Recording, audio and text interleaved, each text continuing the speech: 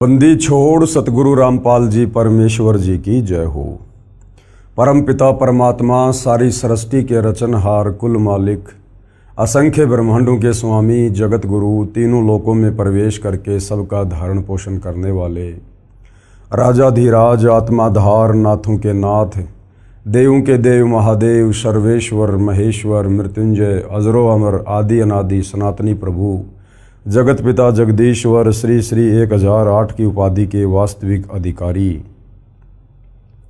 अकाल मूरत शब्द स्वरूपी राम वासुदेव सर्वगतम ब्रह्म परम पूज्य प्रथम पूज्य परम संत परम पुरुष परम धनी परम दयालु सत्य कबीर हक्का कबीर अल्लाहु अकबर बाखबर अल्लाह ताला जगत के तारणहार जगत के मुक्तिदाता जगत के जगन्नाथ हारे के सहारे हिंदुओं के राम मुसलमानों के अल्लाह सिखों के वाहिगुरु ईसाइयों के मसीह दया के सागर दयानिधि करुणा के सागर करुणानिधि स्वयंभू परिभू संकट मोचन कष्ट हरण मंगल करण दुख भंजन अविगत कबीर निर्विकार निर्विषम परमात्मा अलय अलेख सतगुरु आदि अनादि सतगुरु असली मर्यादा पुरुषोत्तम असली राम असली कृष्ण असली घनश्याम असली मुरारी राजाओं के राजा महाराजाओं के महाराजा शहंशाहों के शहंशाह सम्राटों के सम्राट भगवानों के भगवान अल्लाहों के अल्लाह प्रभुओं के प्रभु मसीहाओं के मसीह सच्चे वाहिगुरु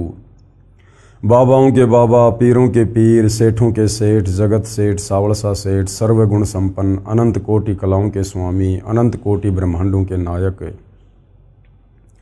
योगियों में महायोगी ध्यानियों में महाध्यानी सिद्धों में परम सिद्ध ज्ञानियों में तत्व ज्ञानी ब्रह्म ज्ञानी महाज्ञानी परम ज्ञानी सर्वश्रेष्ठ ज्ञानी विज्ञानी युवा कबीर समर्थ कबीर असमवात अमित ओझा सच्चे रहनुमा करीम अल्लाह सुबहान अल्लाह दुनिया के अंतिम पैगंबर 8 सितंबर 1951 से गांव धनाना जिला सोनीपत हरियाणा भारतवर्ष की पावन भूमि पे प्रकट रियल कल की भगवान श्री नारायण साकार हरि श्री बाबा साहेब नूर अनंत परमात्मा सच्चे दरवेश सच्चे बाखबर संत शिरोमणि सतगुरु रामपाल जी परमेश्वर जी के चरण कमल में आप और हम सभी भाई बहनों का अनंत कोटि दंडवत प्रणाम।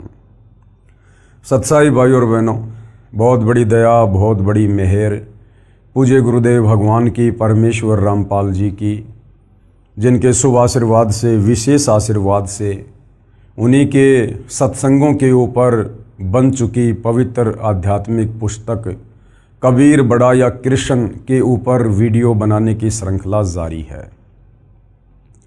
इसी श्रृंखला में आज हमारा ये 6 नंबर का वीडियो है। इस पवित्र पुस्तक कबीर बड़ा या कृष्ण के प्रत्येक वीडियो में हमें अध्यात्म के विषय में वो सब कुछ जानने और समझने को प्राप्त हो रहा है जिसकी तलाश इस आत्मा को सदियों से थी, परंतु तत्व ज्ञान के अभाव से हमारे धर्म गुरु हमारे शास्त्रों में छुपी हुई अध्यात्म को लेकर गूढ़ जानकारी को समाज में फैला नहीं सके, समाज को बता नहीं सके, समाज के सामने रूबरू नहीं कर सके। क्योंकि भाई और बहनों, अपने द्वारा प्रदान की गई शास्त्र अनुकूल शत भक्ति और अपने द्वारा रची गई सृष्टि को सृष्टि रचने वाला कबीर परमेश्वर स्वयं ही सतलोक से चलकर गति करके नीचे मनुष्य रूप में प्रकट होकर संत रूप में तत्वदर्शी संत रूप में जगत गुरु रूप में इस ज्ञान को आगे प्रचारित प्रसारित करता है। उस परमेश्वर के बिना सृष्टि रचना के विषय में 21 ब्रह्मांड में कोई एक शब्द भी नहीं बोल सकता है, और यदि बोलेगा तो केवल अटबट ही करेगा, दंत कथा सुनाएगा, लोकवेद के आधार से झूठ फैलाएगा।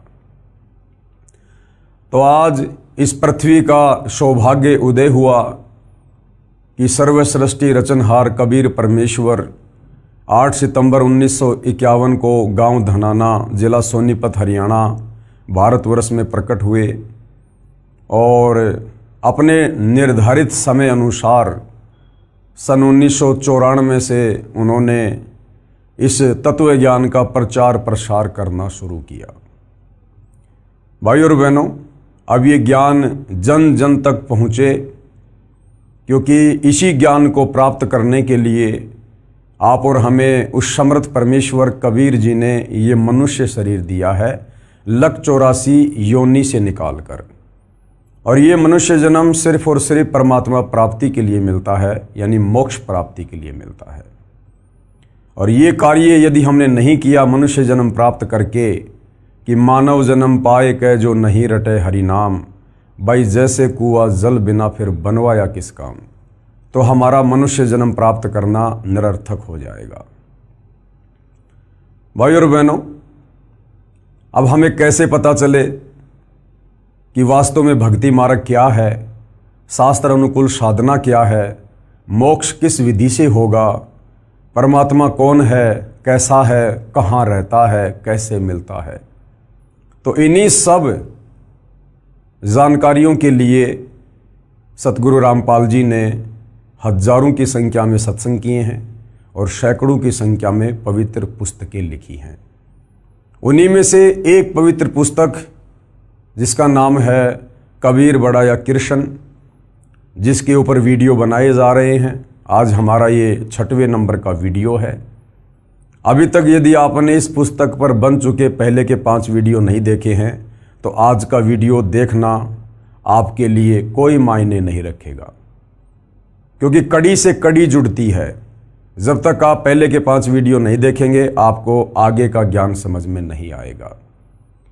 और विशेषकर वीडियो नंबर 5 में एक बहुत ही महत्वपूर्ण टॉपिक चला हुआ है, और टॉपिक है जनता की अदालत में मुकदमा।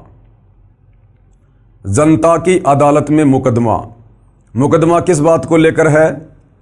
मुकदमा अध्यात्म को लेकर है, भक्ति मार्ग को लेकर है, भगवान की समर्थता को लेकर है कि वास्तव में समर्थ परमात्मा कौन है, कबीर है या कृष्ण है। और इस मुकदमे में जज कौन है? जनता। जनता जनार्दन, क्योंकि वर्तमान की जनता शिक्षित है, पढ़ी लिखी है, सही और गलत का निर्णय अपने बुद्धि विवेक से कर सकती है।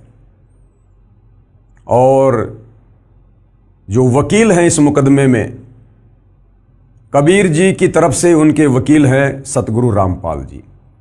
हालांकि आपकी जानकारी के लिए बता दूं कि कबीर जी ने अपना कोई वकील खड़ा करने की आवश्यकता नहीं पड़ती है। कबीर जी में सर्वगुण हैं, क्योंकि वे सर्वज्ञ हैं। वे जनता भी हैं, वे जज भी हैं, वे वकील भी हैं, वे सब कुछ हैं। लेकिन आप और हमें अध्यात्म को समझाने के लिए सतगुरु रामपाल जी ने स्वयं को कबीर जी का वकील घोषित किया है। तो कबीर जी की तरफ से वकील हैं सतगुरु रामपाल जी, और श्री कृष्ण जी की तरफ से वकील हैं हिंदू धर्म के तमाम संत, महंत, मंडलेश्वर, आचार्य, शंकराचार्य, महामंडलेश्वर, मठाधीश। और किस बात को लेकर मुकदमा दायर है? कबीर और कृष्ण की समर्थता को लेकर कि वास्तव में समर्थ परमात्मा कौन है। कबीर जी के वकील सतगुरु रामपाल जी दावा करते हैं कि कबीर जी ही सर्व सृष्टि रचनहार हैं, सबके मालिक हैं। इन्होंने असंख्य ब्रह्मांडों की रचना की है और यही तीनों लोकों में प्रवेश करके सबका धारण पोषण करते हैं। और इस बात का आधार उन्होंने बताया हिंदू धर्म के 4 वेद, गीता जी और 18 पुराण। दूसरी तरफ जो कृष्ण जी के वकील हैं हिंदू धर्म गुरु, वो कह रहे हैं कि नहीं जी, कबीर जी के वकील की बात सही नहीं है। असल में कृष्ण जी समर्थ हैं। कृष्ण अर्थात विष्णु, और ये कृष्ण अर्थात विष्णु जी ये अविनाशी हैं। इनकी जन्म और मृत्यु नहीं होती है, इनके कोई माता पिता नहीं है, ये अजरो अमर परमात्मा हैं। और हमारे हिंदू धर्म के सभी धर्म ग्रंथ इन्हीं के परमेश्वर होने के विषय में समर्थन कर रहे हैं। तो इस बात को लेकर मुकदमा चला हुआ है। तो पिछले वीडियो नंबर 5 में इसी मुकदमे में कबीर परमेश्वर की तरफ से पैरवी करते हुए उनके वकील सतगुरु रामपाल जी ने हिंदू धर्म के ही सदग्रंथों को दिखाकर, श्रीमद् भगवत गीता को दिखाकर, श्री देवी पुराण को दिखाकर ये साबित कर दिया जनता के सामने अदालत में कि कृष्ण जी अविनाशी परमात्मा नहीं है। श्री कृष्ण जी अर्थात विष्णु जी का जन्म होता है, ये मरते हैं। इनकी माता का नाम दुर्गा है, इनके पिता का नाम काल ब्रह्म है। और ये केवल एक ब्रह्मांड में 3 लोकों पर एक एक गुण के स्वामी हैं। रजोगुण के स्वामी ब्रह्मा जी हैं, सतोगुण के स्वामी विष्णु जी हैं और तमोगुण के स्वामी शंकर जी हैं। और ये जन्म और मरण में है। ये कबीर जी के वकील सतगुरु रामपाल जी ने हिंदू धर्मशास्त्रों से जनता के सामने अदालत में बिल्कुल क्लियर कर दिया है। आज के वीडियो नंबर 6 में मुकदमा उसी जनता की अदालत में है। मुद्दा वही है कि समर्थ प्रभु कौन है, कबीर या कृष्ण। दोनों पक्ष के वकील भी हैं, कबीर जी की तरफ से सतगुरु रामपाल जी और कृष्ण जी की तरफ से हिंदू धर्मगुरु। और आज जनता की अदालत में कबीर जी के वकील सतगुरु रामपाल जी ये साबित करने वाले हैं कि हमारे जो हिंदू धर्म ग्रंथ हैं, विशेषकर पवित्र गीता जी का जिन लोगों ने अनुवाद किया है, उन लोगों ने अनुवाद सही नहीं किया है। उन लोगों ने अर्थों के अनर्थ कर दिए हैं। और वो कौन कौन गुरुजन हैं, धर्मगुरु हैं, संत हैं, जिन्होंने अपने आप को परम विद्वान समझकर, संस्कृत के ज्ञाता समझकर गीता जी का अनुवाद किया और उस अनुवाद में बहुत सारी गलतियां की हैं। अब उन तमाम गलतियों को जनता के सामने अदालत में कबीर जी के वकील सतगुरु रामपाल जी ने पवित्र श्रीमद् भगवत गीता जी को दिखाकर क्लियर किया है, प्रमाणित किया है। तो अब हम चलते हैं पवित्र पुस्तक कबीर बड़ा या कृष्ण के ऊपर। गीता अनुवादकों की अज्ञानता का प्रमाण। जिन गीता अनुवादकर्ताओं को हम बहुत बड़ा विद्वान पंडित मान रहे थे, शास्त्रों के ज्ञाता समझ रहे थे कि इन्होंने इन शास्त्रों का जो अनुवाद कर दिया वो बिल्कुल ओके है, फाइनल है। लेकिन भाइयों और बहनों, टीचर की गलती को टीचर ही बता सकता है, विद्यार्थी कभी नहीं बता सकता। तो धर्म गुरुओं की गलतियों को आप और हमारे जैसे श्रद्धालु नहीं पकड़ सकते, धर्म गुरु ही पकड़ सकता है। तो हिंदू धर्म के जितने भी धर्मगुरु हैं, ये भी अपने आप को धर्मगुरु कहते हैं और सतगुरु रामपाल जी तो वास्तव में धर्मगुरु हैं। तो सतगुरु रामपाल जी ने क्या क्या गलतियां इन गीता अनुवादकों की प्रमाणित की हैं, देखिएगा। पेश है श्री कृष्ण जी के वकील साहिबानों की सरेआम अज्ञानता व शब्दों के अर्थों के अनर्थ का प्रमाण। क्योंकि जितने भी हिंदू धर्म के धर्मगुरु हैं, ये श्री कृष्ण अर्थात विष्णु जी के वकील हैं, अर्थात ये उन्हीं को भगवान बताते हैं, परमात्मा बताते हैं। तो इन लोगों ने जो जो गलतियां की हैं शास्त्रों का अनुवाद करते समय, वो अब सार्वजनिक की जा रही हैं कबीर जी के वकील सतगुरु रामपाल जी के द्वारा। देखिएगा, गीता अध्याय 18 श्लोक 66। गीता जी अध्याय 18 श्लोक 66 है और इसके अंदर एक शब्द आता है व्रज। श्लोक है, सर्वे धर्मानाम परित्यज्य मम एकम शरणम व्रज अहम तवा सर्वे पापेभ्ये मोक्षयामि मा शुच। गीता ज्ञान दाता यानी गीता जी का ज्ञान देने वाला। हिंदू धर्म के श्रद्धालु अज्ञानता में श्री कृष्ण जी को गीता जी का ज्ञान दाता समझ रहे हैं, जबकि वास्तव में गीता का ज्ञान देने वाला प्रभु श्री कृष्ण नहीं, बल्कि श्री कृष्ण जी के शरीर में प्रवेश करके इनके पिता काल ब्रह्म ने गीता जी का ज्ञान दिया। और गीता अध्याय 18 श्लोक 66 में गीता ज्ञान दाता श्री अर्जुन को क्या कह रहा है कि अर्जुन सर्व धर्मानाम परित्यज्य माम, कि मेरे स्तर की जितनी भी भक्ति पूजा है वो तू मुझे समर्पित कर दे। और एकम शरणम व्रज, और जो मैंने तुझे वो एक परमात्मा बताया है, सर्वश्रेष्ठ परमात्मा बताया है, पुरुषोत्तम बताया है। एकम यानी अद्वितीय, जिसके बराबर और कोई दूसरा ना हो। एकम शरणम व्रज, उस एक अद्वितीय परमात्मा की शरण में चला जा अगर तुझे मोक्ष चाहिए तो। सर्वे धर्मानाम परित्यज्य माम एकम शरणम व्रज अहम तवा सर्वे पापे भी मोक्षयामी मां शुच। मैं तुझे सभी प्रकार के कर्म बंधनों से मुक्त कर दूंगा, तू चिंता मत कर। अब हमारे गीता अनुवादकों को तत्व ज्ञान नहीं था।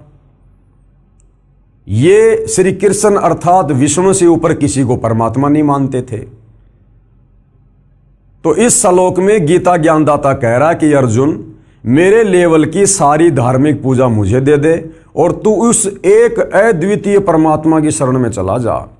तो गीता अनुवादकों ने सोचा कि भाई जब श्री कृष्ण अर्थात विष्णु से ऊपर कोई भगवान ही नहीं है, तो गीता ज्ञान देते समय श्री कृष्ण अर्थात विष्णु जी अपने से अन्य किसी और परमात्मा की शरण में जाने के लिए अर्जुन को क्यों कह रहे हैं? वो और परमात्मा कौन है जो श्री कृष्ण अर्थात विष्णु जी से भी समर्थ है?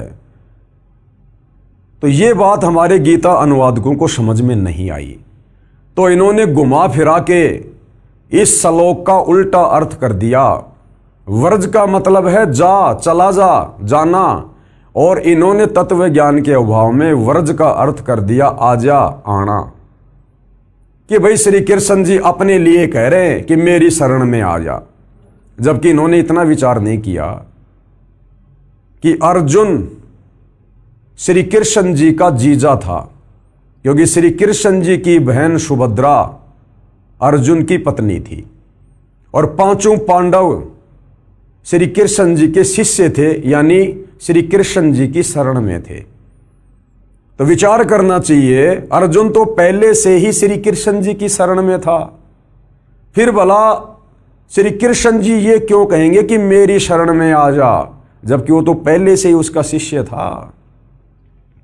वो गीता ज्ञानदाता कह रहा है कि अर्जुन उस एकमात्र सर्वश्रेष्ठ परमात्मा की शरण में जा, जिसके विषय में मैंने तेरे को पहले गीता ज्ञान देते समय अध्याय 2 श्लोक नंबर 17 में कहा है कि उस अविनाशी को मारने में कोई भी सक्षम नहीं है।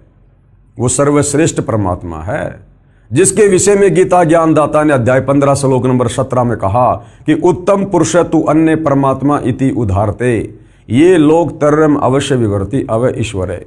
कि वास्तव में गीता अध्याय 15 श्लोक 16 में वर्णित दो भगवान क्षर पुरुष और अक्षर पुरुष, इन दोनों से सर्वश्रेष्ठ परमात्मा तो कोई अन्य ही है जो तीनों लोकों में प्रवेश करके सबका धारण पोषण करता है। और गीता अध्याय 8 श्लोक 3 में उसका नाम बताया कि वो परम अक्षर ब्रह्म है।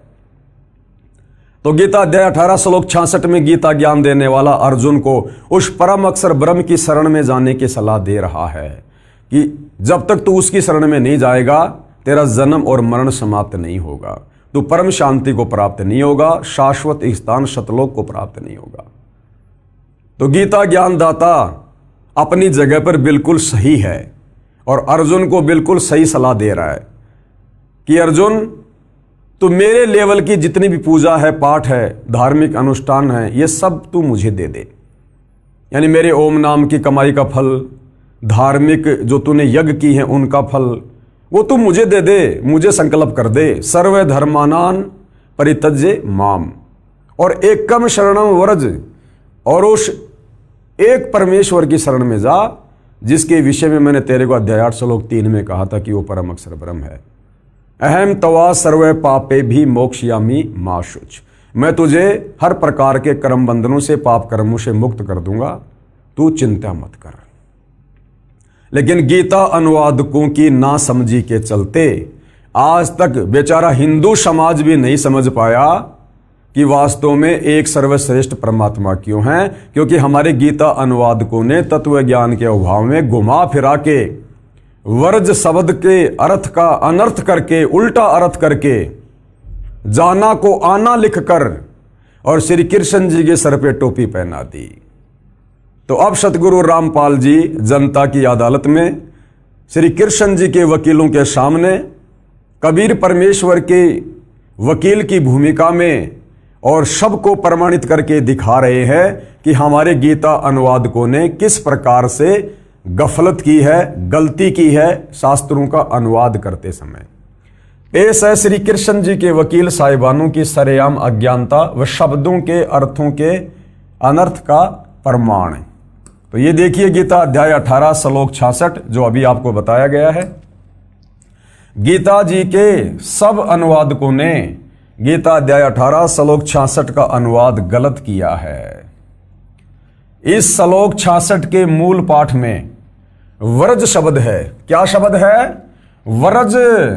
सर्व धर्मान परित्यज्य माम एकम शरणम व्रज, जिसका अर्थ आना किया है, जबकि व्रज का अर्थ होता है जाना, जो कि गलत है। व्रज का अर्थ जाना, चले जाना, प्रस्थान करना, एक स्थान से दूसरे स्थान पर जाना होता है।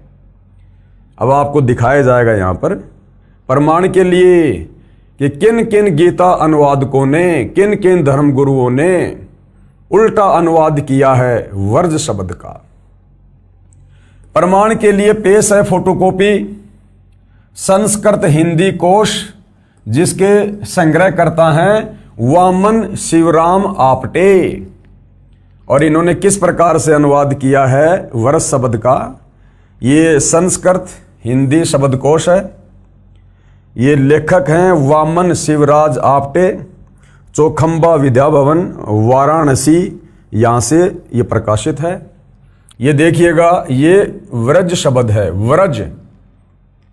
और हिंदी संस्कृत शब्दकोश में व्रज का क्या अर्थ है आपकी आंखों के सामने है। व्रज का अर्थ है जाना। व्रज यानी जाना, चलना, प्रगति करना, पधारना, पहुंचना, दर्शन करना, विदा होना, सेवा से निवृत्त होना, पीछे हटना, ये व्रज का अर्थ है, जाना, चलना। ये संस्कृत हिंदी शब्द कोद में साफ साफ लिखा हुआ है। ठीक है जी। देखिएगा, शब्दकोश से स्पष्ट हुआ कि व्रज माने जाना है। अन्य प्रमाण देखिएगा, एस्कॉन के संस्थापक श्री प्रभुपाद जी महाराज द्वारा अनुवादित श्रीमद् भगवद गीता के अध्याय 18 श्लोक 66 के अनुवाद से पहले शब्दों के अर्थ लिखे हैं। उनमें तो व्रज माने जाना लिखा है। यानी जो श्री प्रभुपाद जी हैं, एस्कॉन के संस्थापक, उन्होंने गीता का अनुवाद करते समय शब्दकोश में तो व्रज का अर्थ लिखा है जाना, लेकिन उस श्लोक का अर्थ करते समय व्रज का अर्थ कर दिया आना। परंतु जहां श्लोक 66 का अनुवाद किया है उसमें आना किया है। ये देखिएगा, ये श्री प्रभुपाद की गलती, ये एस्कॉन के संस्थापक हैं। प्रमाण के लिए पेश है फोटोकॉपी गीता अध्याय 18 श्लोक 66 की, जिसके अनुवादक हैं श्री प्रभुपाद जी तथा भक्ति वेदांत बुक ट्रस्ट द्वारा प्रकाशित है। ये देखिएगा, ये इनके द्वारा अनुवाद की गई गीता है। गीतोपनिषद श्रीमद् भगवत गीता यथारूप, ये देखिएगा आप जियों के सामने है। और इसके शब्दकोश में क्या अर्थ किया है, ये वो श्लोक है भाइयों और बहनों। अध्याय गीता अध्याय 18 श्लोक नंबर 66, सर्व धर्मानाम परित्यज्य माम एकम शरणम व्रज, ये वर्ज शब्द है। अहम तवा सर्व पापेभ्यो मोक्षयामी मा शुच। अब देखिएगा क्या क्या लिखा है इन्होंने। सर्व धर्मान यानी समस्त प्रकार के धर्म, परित्यज्य यानी त्याग कर, माम यानी मेरी, एकम यानी एकमात्र, शरणम यानी शरण में, व्रज मानी जाओ। यहां तो इन्होंने बिल्कुल सही अनुवाद कर रखा है। शब्द के अनुवाद में तो बिल्कुल सही लिखा है, व्रज मतलब जाओ, जाना। लेकिन नीचे इन्होंने जो भावार्थ किया है उसमें अर्थ कर दिया आना। देखिएगा, समस्त प्रकार के धर्मों का परित्याग करो और मेरी शरण में आओ। बताओ, यहां तो वर्ज का अर्थ कर दिया जाओ और यहां कर दिया आओ, यानी अर्थ का अनर्थ कर दिया। मैं समस्त पापों से तुम्हारा उद्धार कर दूंगा, डरो मत। इस फोटोकॉपी में स्पष्ट है कि ऊपर शब्दों के अर्थ में तो वर्ज का अर्थ तो जाना यानी जाओ ठीक किया है, परंतु अनुवाद में आना आओ कर दिया, जिससे गीता के सब ज्ञान का अज्ञान कर दिया। कारण यही रहा कि इन गुरुजनों को श्री कृष्ण से आगे का ज्ञान ही नहीं है। हमारे हिंदू धर्म के धर्म गुरुओं को, आचार्य से लेकर शंकराचार्य को, श्री कृष्ण अर्थात विष्णु से ऊपर किसी और परम शक्ति के विषय में ज्ञान ही नहीं था। इनको अपने सदग्रंथों का भी ज्ञान नहीं है, इसलिए लिख दिया कि मेरी शरण में आ जा, जबकि लिखना था उसकी शरण में चला जा। गीता अध्याय 18 श्लोक 62 में गच्छ शब्द है, जिसका अर्थ भी जाना है, वहां ठीक अनुवाद कर दिया। जब श्लोक 62 में गीता ज्ञान दाता अपने से अन्य उस परमेश्वर तत्ब्रह्म यानी परम अक्षर ब्रह्म यानी कबीर जी की शरण में जाने को कह रहा है, तो श्लोक 66 में अपनी शरण में आने को नहीं कहेगा। क्योंकि गीता अध्याय 2 श्लोक 7 में अर्जुन ने कहा कि मैं आपकी शरण हूं, यानी अर्जुन शरण में तो पहले ही था, फिर यह कहना कि मेरी शरण में आ, यह न्याय संगत भी नहीं है। यह अध्यात्म ज्ञान का टोटा है। पेश है लेखक द्वारा किया इस श्लोक का यथार्थ अनुवाद। लेखक कौन? सतगुरु रामपाल जी। अब सतगुरु रामपाल जी ने गीता अध्याय 18 श्लोक 66 का रियल अनुवाद किया है, वो आप जी पढ़िएगा। गीता अध्याय 18 श्लोक 66 का यथार्थ अनुवाद।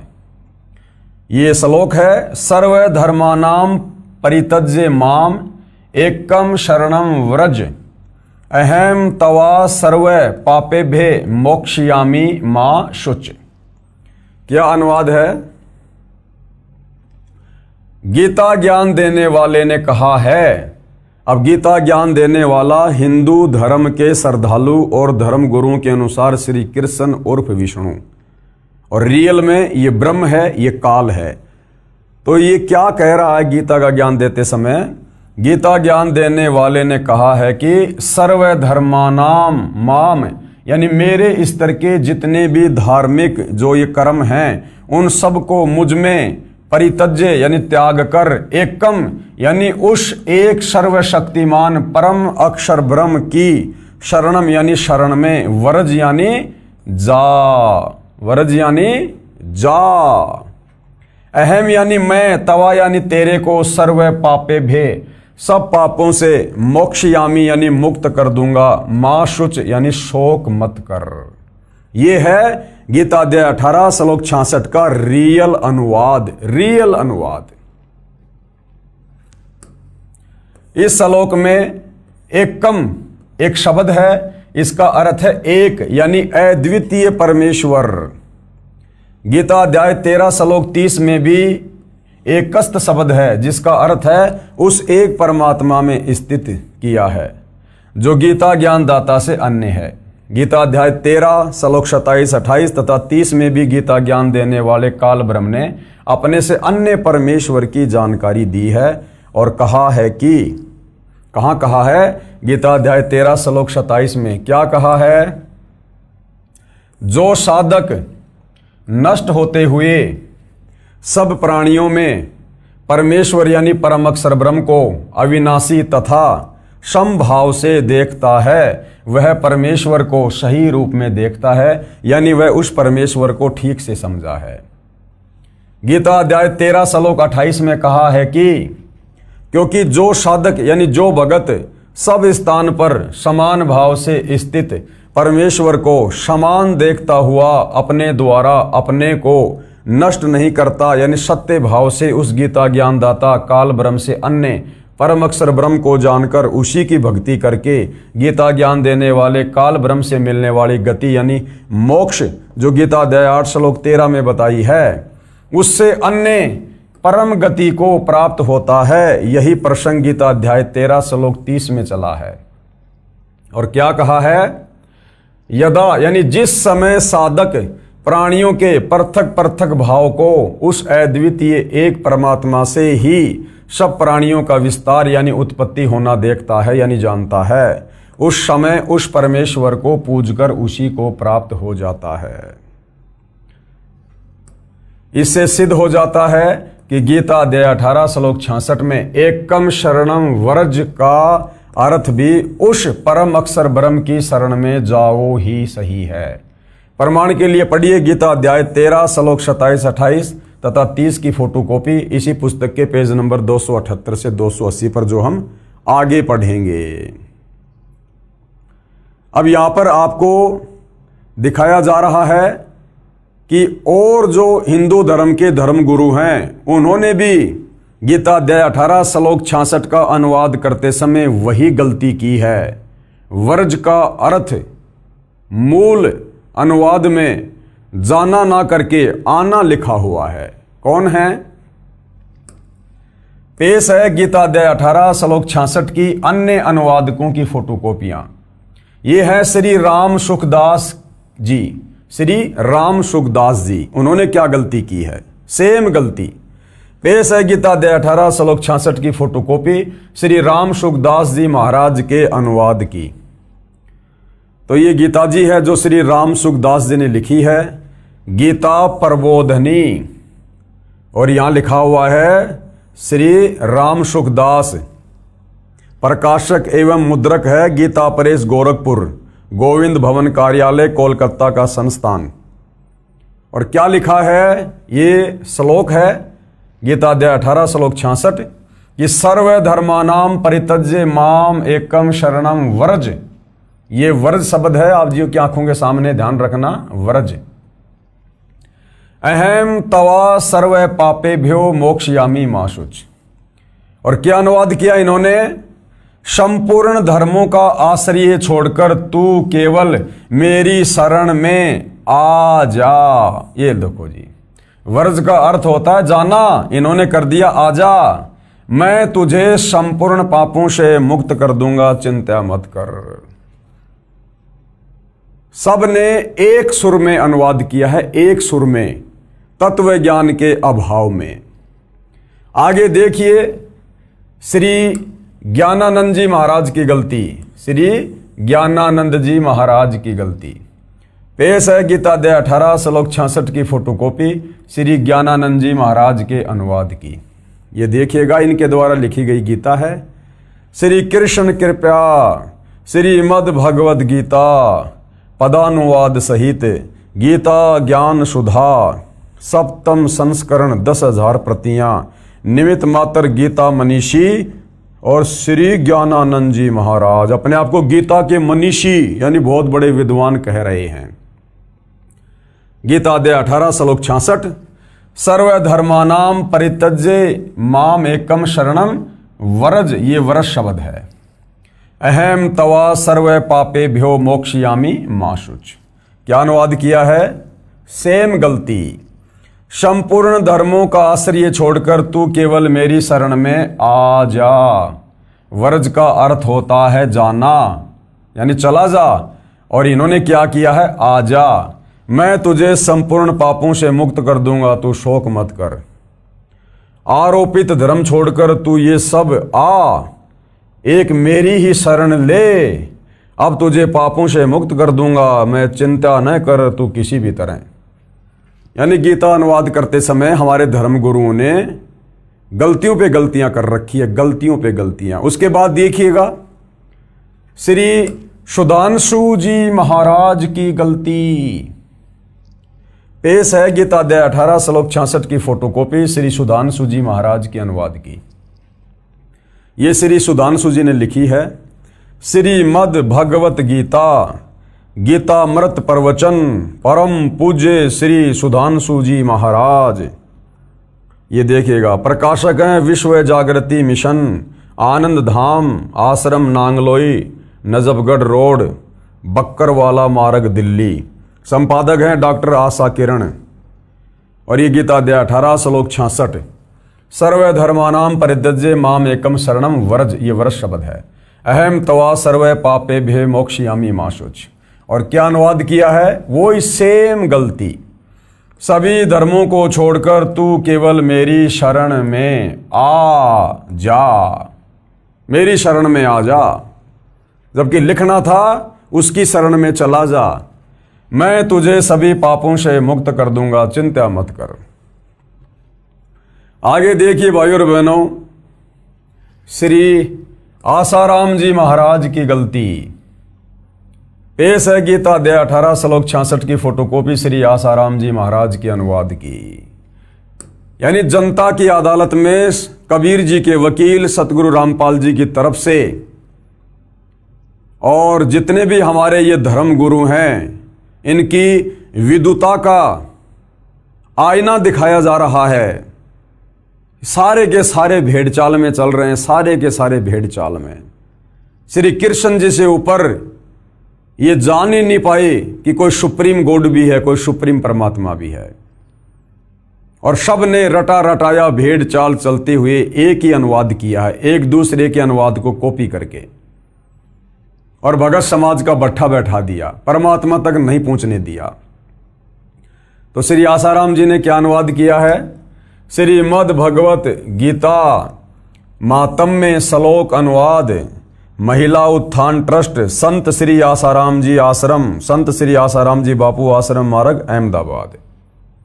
और ये श्लोक है गीता अध्याय 18 श्लोक 66, सर्वधर्मानाम परित्यज्य माम एकम शरणम व्रज, अहम तवा सर्व पापेभ्यो मोक्षयामि मा शुच। यानी सब ने एक दूसरे की कॉपी कर रखी है, जो का त्यों कॉपी पेस्ट कर दिया और जनता में पेश कर दिया।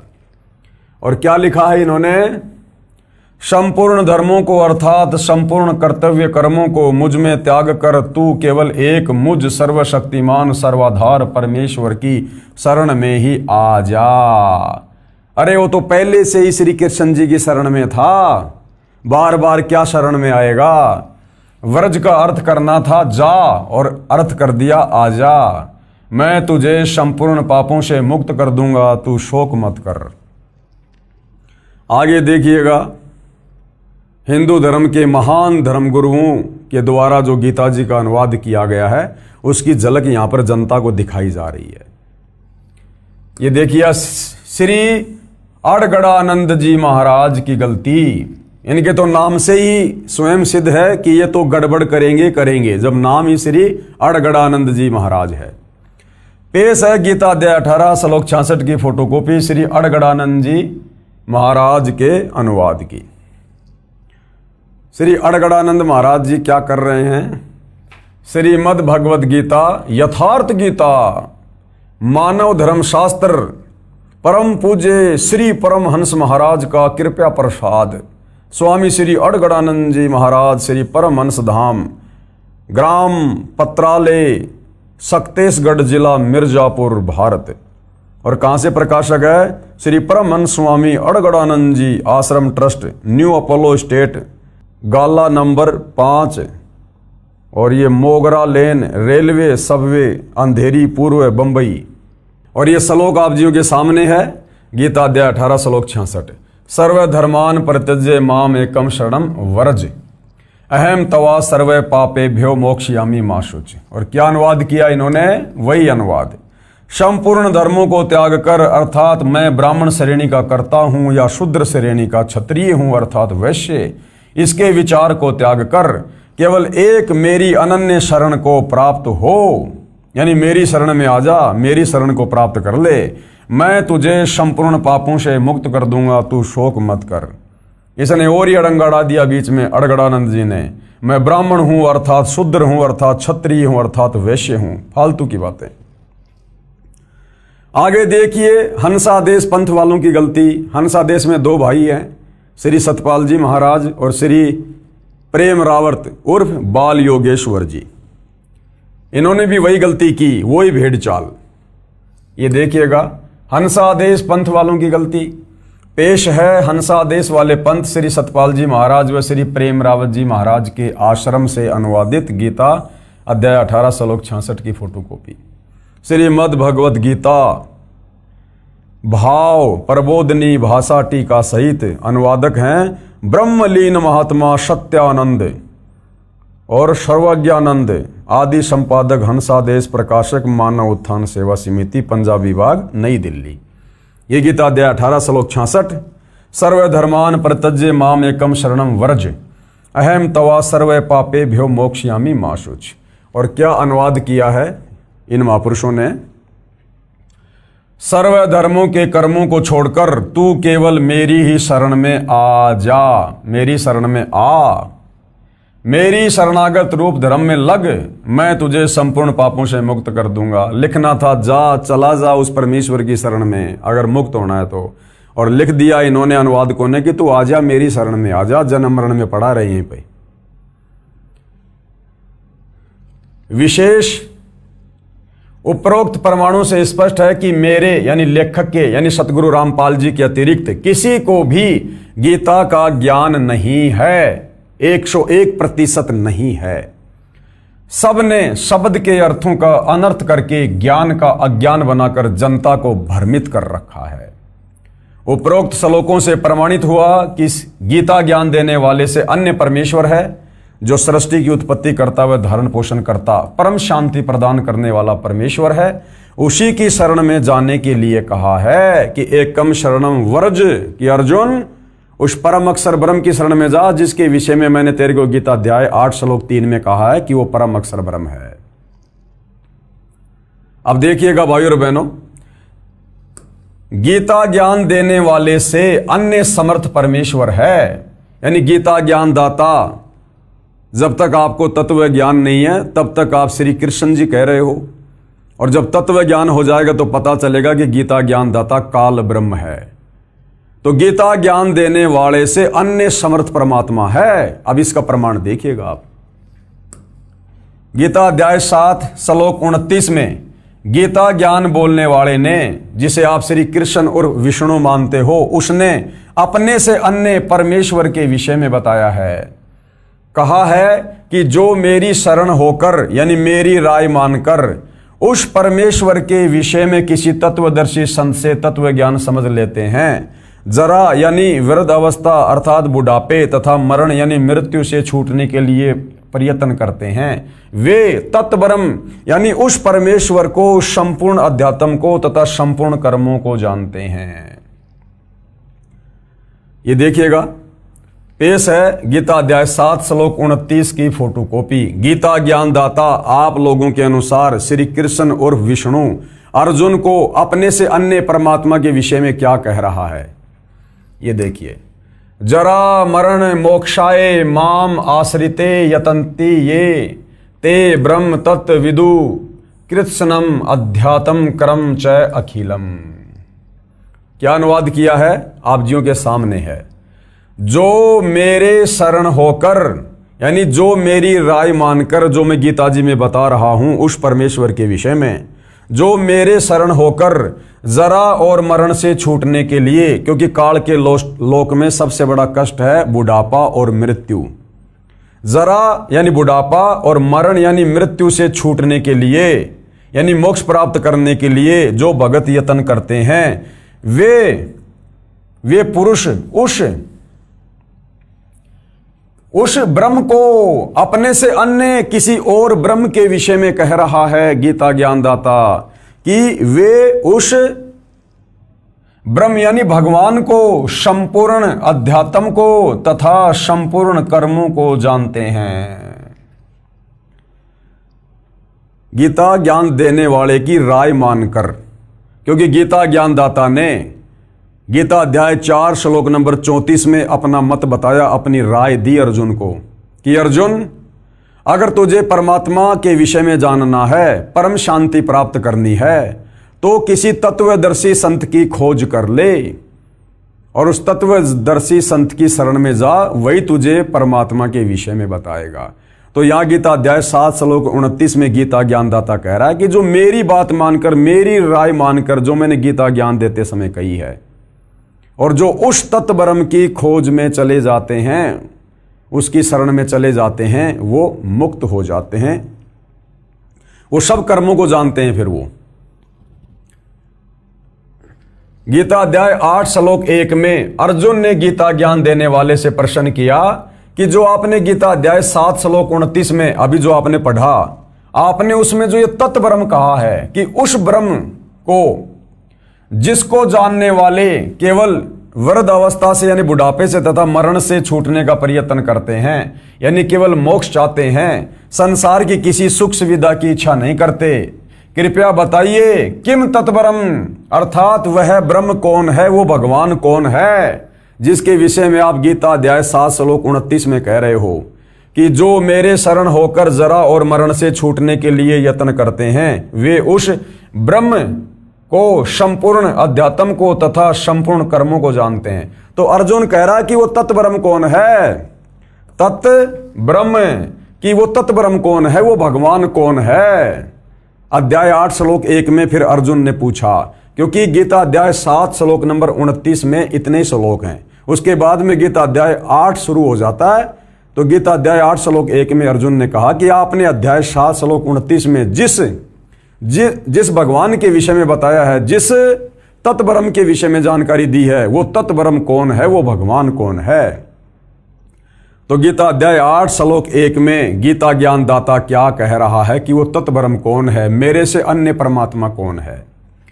प्रमाण के लिए पेश है गीता अध्याय 8 श्लोक 1 तथा 3 की फोटोकॉपी।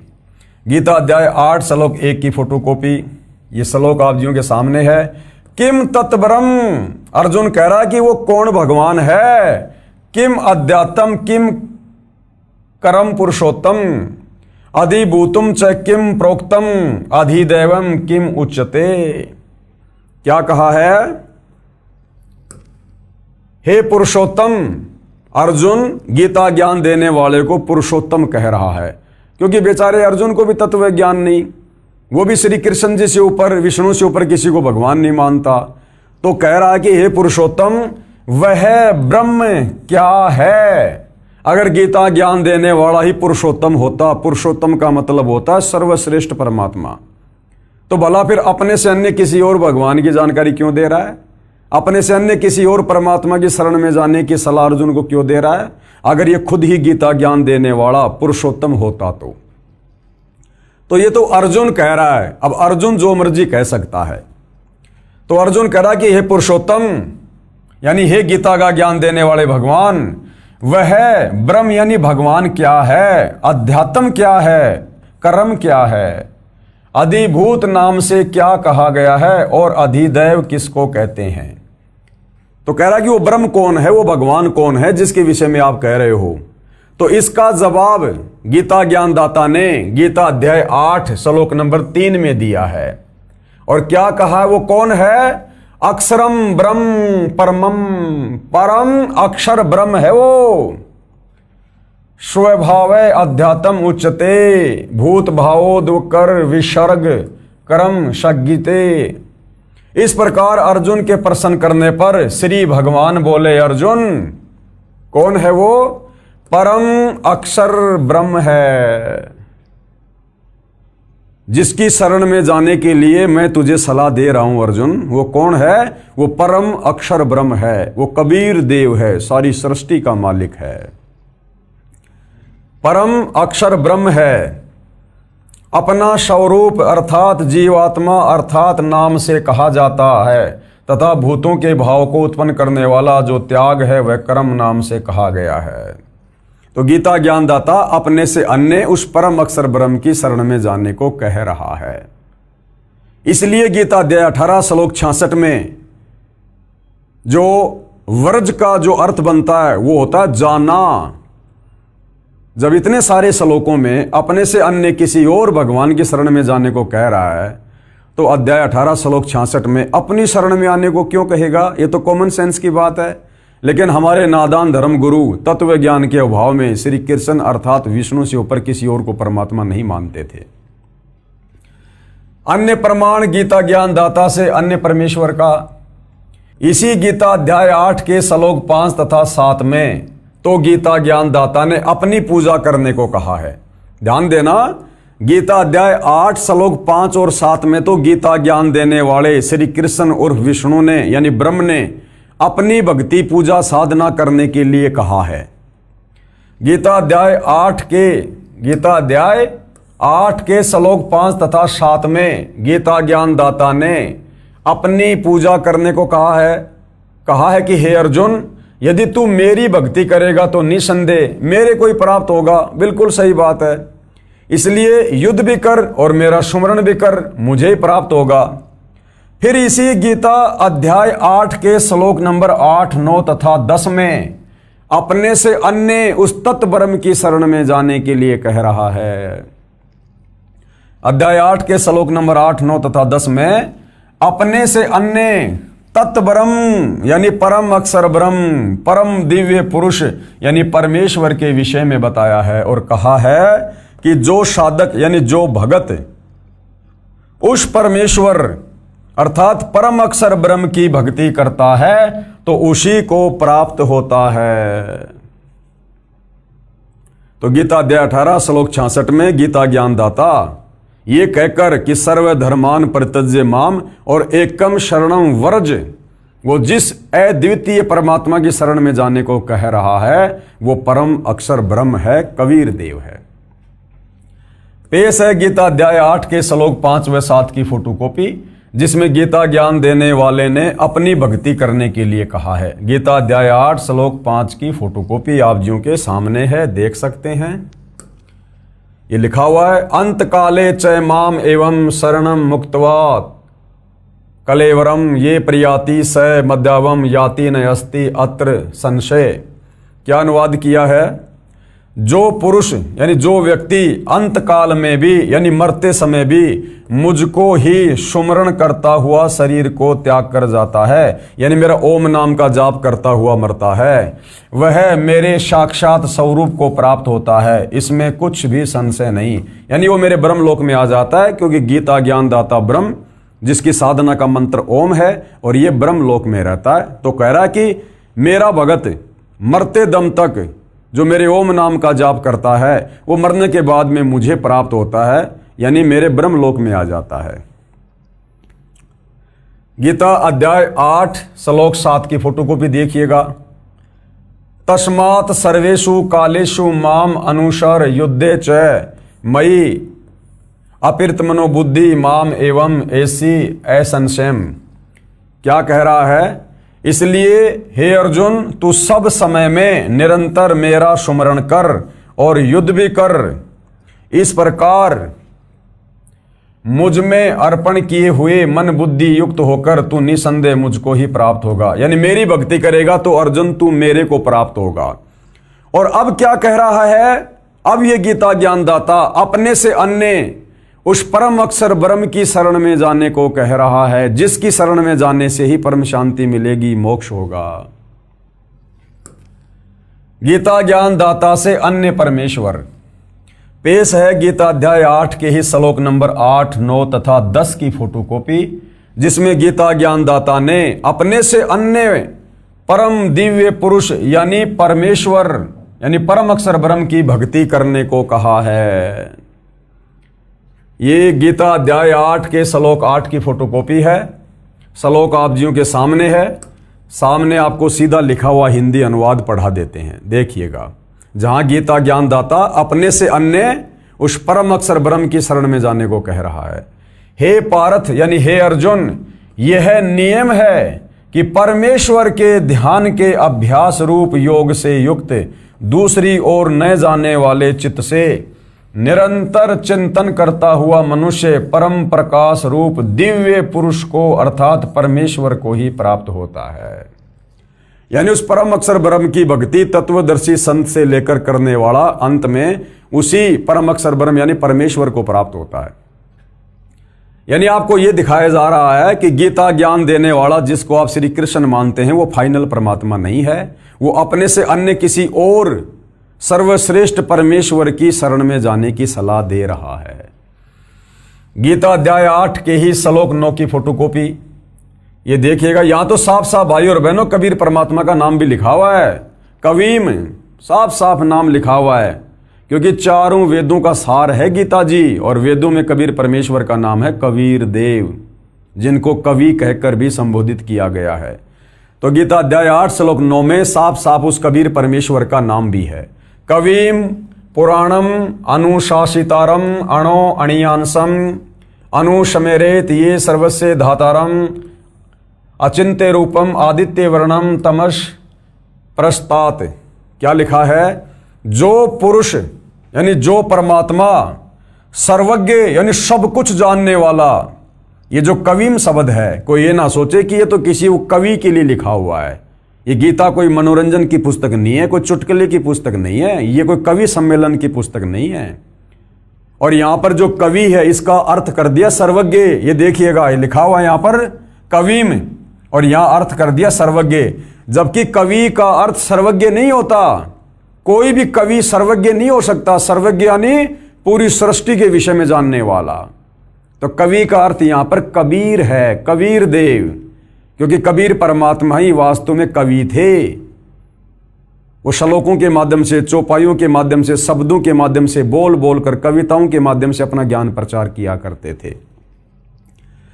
जो पुरुष यानी परमात्मा सर्वज्ञ, यहां होना चाहिए था, जो पुरुष यानी परमात्मा कबीर देव, अनादि, सबके नियंता, सूक्ष्म से भी अति सूक्ष्म, सबके धारण पोषण करने वाले, अचिंत्य रूपम, सूर्य के समान सदृश्य यानी साकार दिखाई देने वाला, नित्य चेतन, प्रकाश रूप यानी उनके एक रोमकूप में करोड़ चंद्रमा, करोड़ सूरज मिला दो, इससे भी ज्यादा रोशनी है। और अविद्या यानी अज्ञान से अति परे, शुद्ध यानी निर्विकार, सच्चिदानंद घन ब्रह्म यानी परमात्मा परमेश्वर का सुमरण करता है। तो साफ साफ यहां पर कबीर परमेश्वर जी की ओर खुलकर गीता जी में संकेत किया गया है, लेकिन हमारे नादान धर्म गुरु तत्व ज्ञान के अभाव में समझ नहीं पाए और ना समाज को शास्त्र अनुकूल साधना दे पाए। उसके बाद देखिए गीता अध्याय 8 के श्लोक नंबर 10 की फोटोकॉपी। ये श्लोक आप जियों के सामने है। प्रियाण काले मनसा अचलेन भक्त्या युक्त योग बलेन च एवं भ्रुवो मध्य प्राणम आवेश्य सम्यक सतम परम पुरुष उपेति दिव्यम। क्या अनुवाद किया है? वह भक्ति युक्त पुरुष अंत काल में भी योग बल से यानी भक्ति की शक्ति से भ्रुकुटी के मध्य में प्राणों को अच्छी प्रकार स्थापित करके फिर निश्चल मन से सुमरण करता हुआ उस दिव्य रूप परम पुरुष परमात्मा को ही प्राप्त होता है। अर्थात ये तत्व ज्ञान तत्वदर्शी संत से लेने के बाद भगत अंत काल में निश्चल होकर, निश्चिंत होकर, और जो मंत्र गुरुदेव ने दिया होता है उसका सुमरण करता हुआ जिसकी वो भक्ति करता है परम पुरुष परमेश्वर कबीर की, उसी के लोक को प्राप्त होता है।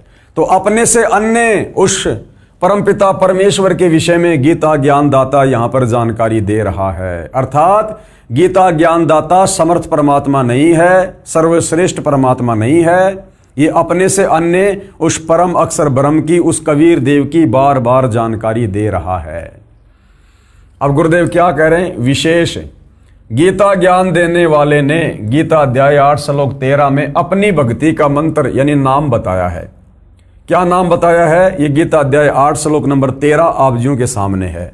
ओम इति एक अक्षरम ब्रह्म व्यवहारण माम अनुस्मरण, यानी मुझ ब्रह्म की सुमरण करके भक्ति करने का केवल एक ओम मंत्र है, ओम।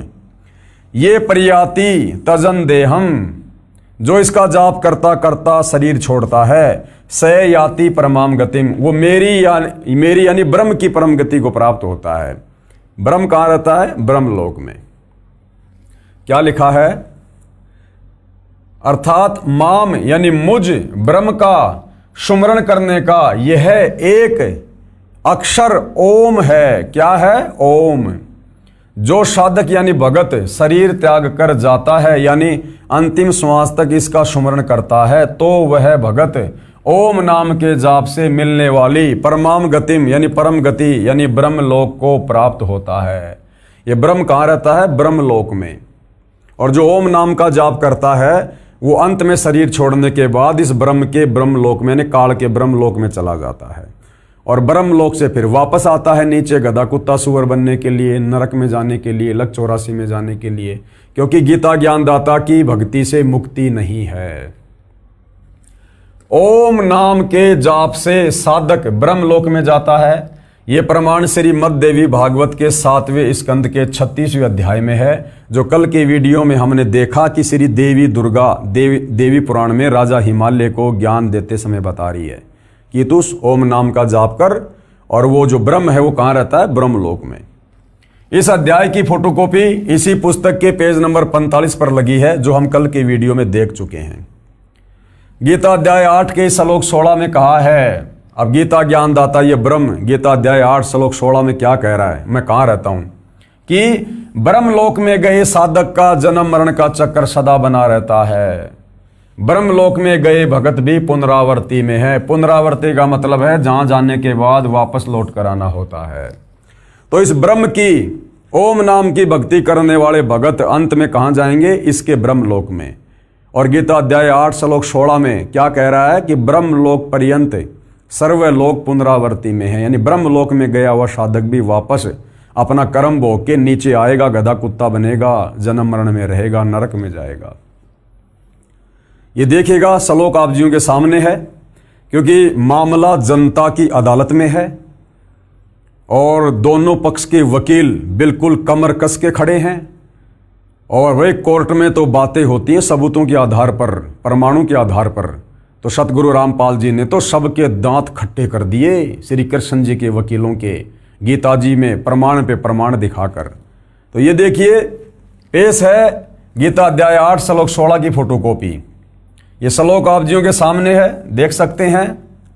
आब्रहाम भुवनाथ पुनरावर्ती अर्जुन माम उपेते तू कौनते पुनर्जन्म न विद्यते।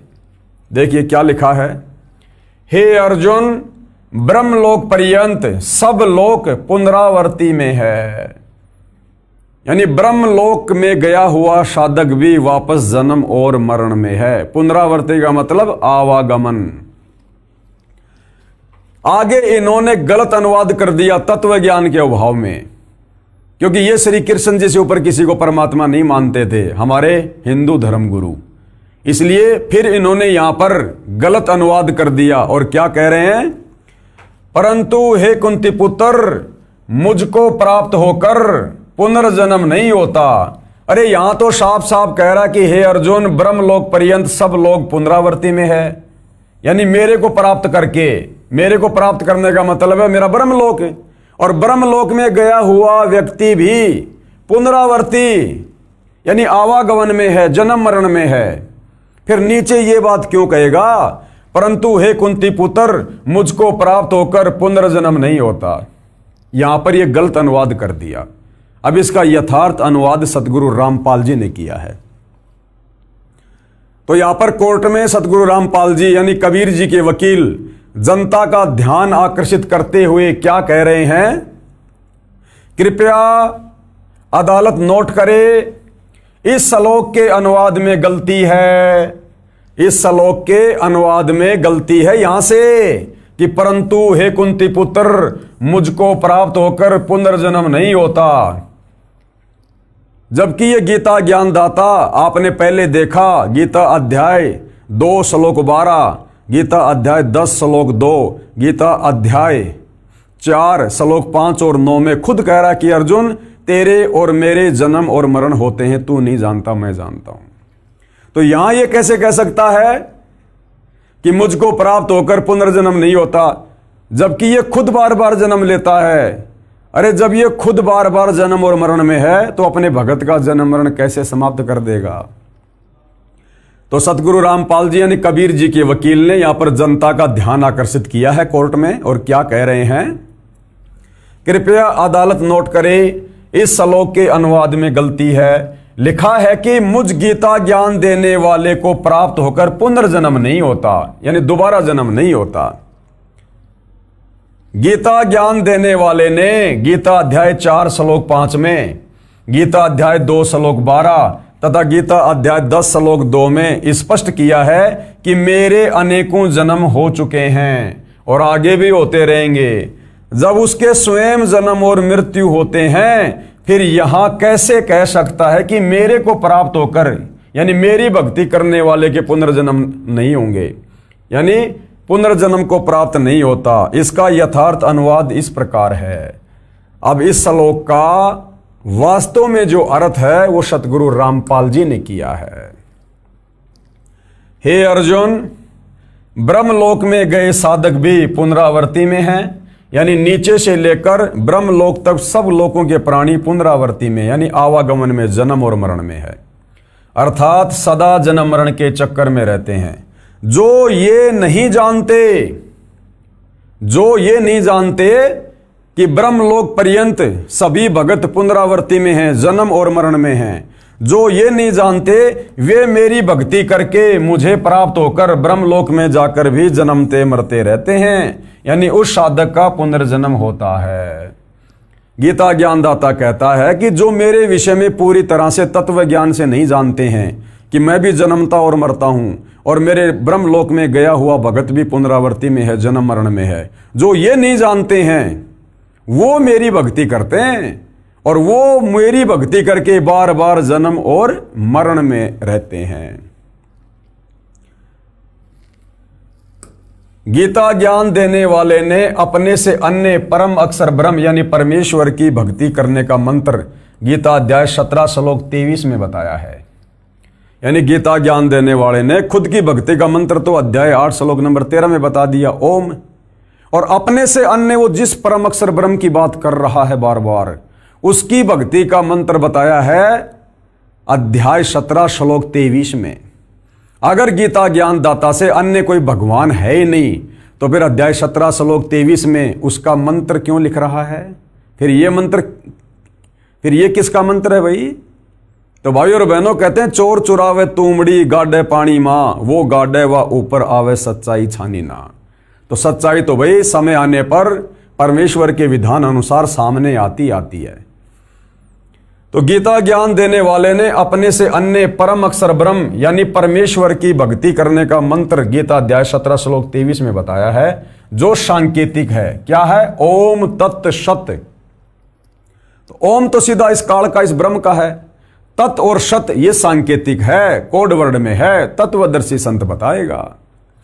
कहा है कि सच्चिदानंद घन ब्रह्म यानी पूर्ण ब्रह्म परमेश्वर परम अक्षर ब्रह्म की भक्ति का ओम तत् सत यह 3 नाम का सुमरण बताया है, जिसकी सुमरण की विधि भी 3 प्रकार से है। ये तीनों नाम सांकेतिक हैं। ये ओम ये तो सीधा सीधा इस काल ब्रह्म का है, ये भी सांकेतिक है जो इस प्रकार से घुमा के लिखा हुआ है। इसका स्पष्ट नाम ओम इस प्रकार से है, गीता में तो ये लिखा है यानी सांकेतिक है, वास्तव में ये है ओम। इसी प्रकार ये जो तत् है तथा सत भी सांकेतिक है। इनके स्पष्ट नाम अन्य हैं जो केवल सतगुरु रामपाल जी के पास हैं और किसी के पास नहीं है संसार में, जो दास के पास यानी सतगुरु रामपाल जी के पास हैं। वर्तमान में दास यानी सतगुरु रामपाल जी के अतिरिक्त विश्व में किसी गुरु ऋषि संत देवता आदि को इन यथार्थ मंत्रों का ज्ञान नहीं है, खुद गीता ज्ञान दाता को नहीं है। मेरे कुछ भक्तों को दास ने तीनों नाम स्पष्ट कर रखे हैं, वे उनका जाप करते हैं। यानी सतगुरु रामपाल जी ने अपने कुछ भक्तों को ये गीता अध्याय 17 श्लोक 23 वाला जो मंत्र है वो खोल के बताया हुआ है, तो उनके भगत इसका जाप जो है वो करते हैं। अब ये है पेश है गीता अध्याय 17 श्लोक 23 की फोटोकॉपी, जो यहां पर लिखा हुआ है उस परम अक्षर ब्रह्म का मंत्र ओम तत् सत। ये है वो 3 मंत्र ओम तत् सत। इति निर्देश ब्रह्मणे त्रिविध समर्तय ब्राह्मणा तेन वेदा च यज्ञा च विहिता पुरा। क्या अनुवाद किया है आपकी आंखों के सामने है। ओम तत् सत, ये देखिए ओम तत् सत। ऐसे यह 3 प्रकार का सच्चिदानंद घन ब्रह्म का, सच्चिदानंद घन ब्रह्म यानी सत्य चित्त आनंद परमात्मा सर्वश्रेष्ठ परमात्मा यानी ब्रह्म का, भगवान का नाम कहा है। गीता ज्ञानदाता अपने से अन्य उस सच्चिदानंद घन परमात्मा की भक्ति का मंत्र बता रहा है, जो कि कोड वर्ड में है, संकेत में है, उसको भी पूरा नहीं पता। तत्वदर्शी संत ही खोलकर बता सकता है। तो जनता की अदालत में सतगुरु रामपाल जी ने बार बार गीता जी को दिखाकर यह प्रमाणित कर दिया कि गीता ज्ञानदाता सुप्रीम गॉड नहीं है, श्री कृष्ण अर्थात विष्णु कंप्लीट गॉड नहीं है, क्योंकि गीता का ज्ञान देते समय श्री कृष्ण उर्फ विष्णु अर्थात ये ब्रह्म ये बार बार अपने से अन्य किसी और परमात्मा के होने के विषय में बता रहा है और बाकायदा उसकी भक्ति का मंत्र भी बता रहा है संकेत में कि भैया मुझे केवल इतना ही पता है, बाकी खुलकर तो तत्वदर्शी संत ही बताएगा। अर्थात श्री कृष्ण उर्फ विष्णु की भक्ति करने से मोक्ष नहीं है, मुक्ति नहीं है, जन्म मरण समाप्त नहीं है, क्योंकि ये खुद जन्म और मरण में है। ओम तत्सत यह है 3 प्रकार का सच्चिदानंद घन ब्रह्म का नाम कहा है। उसी से सृष्टि के आदि काल में यानी सृष्टि की शुरुआत में, यानी इस काल की सृष्टि की शुरुआत में, यानी सतयुग की शुरुआत में जो ब्राह्मण यानी जो विद्वान लोग होते थे वो इन्हीं 3 मंत्रों का जाप किया करते थे। उसी से सृष्टि के आदि काल में ब्राह्मण और वेद तथा यज्ञादि रचे गए। गीता ज्ञानदाता ने यानी हिंदुओं के अनुसार श्री कृष्ण उर्फ विष्णु ने गीता अध्याय 4 श्लोक 34 में कहा है कि मैं उस तत्व ब्रह्म यानी परम अक्षर ब्रह्म यानी परमेश्वर के विषय में संपूर्ण ज्ञान नहीं जानता। अपने आधे अधूरे ज्ञान को गीता ज्ञानदाता ने क्लियर कर दिया कि अर्जुन मैं उस परम अक्षर ब्रह्म के विषय में कंप्लीट जानकारी नहीं रखता, मेरी नॉलेज वहां तक नहीं है। भाई कौन बताएगा? तत्वदर्शी संत बताएगा, उससे जाकर पूछ। अगर आप वास्तव में परमात्मा चाहते हैं और हिंदू समाज से हैं और अपने सदग्रंथों को गीता जी को सही मानते हैं तो भाई और बहनों फिर आपने इस सच्चाई को स्वीकार करना पड़ेगा, अन्यथा आपसे कर्महीन कर्म ठोक प्राणी धरती पर कोई और नहीं है फिर, जो आंखों देखकर भी सच्चाई को स्वीकार नहीं करेगा।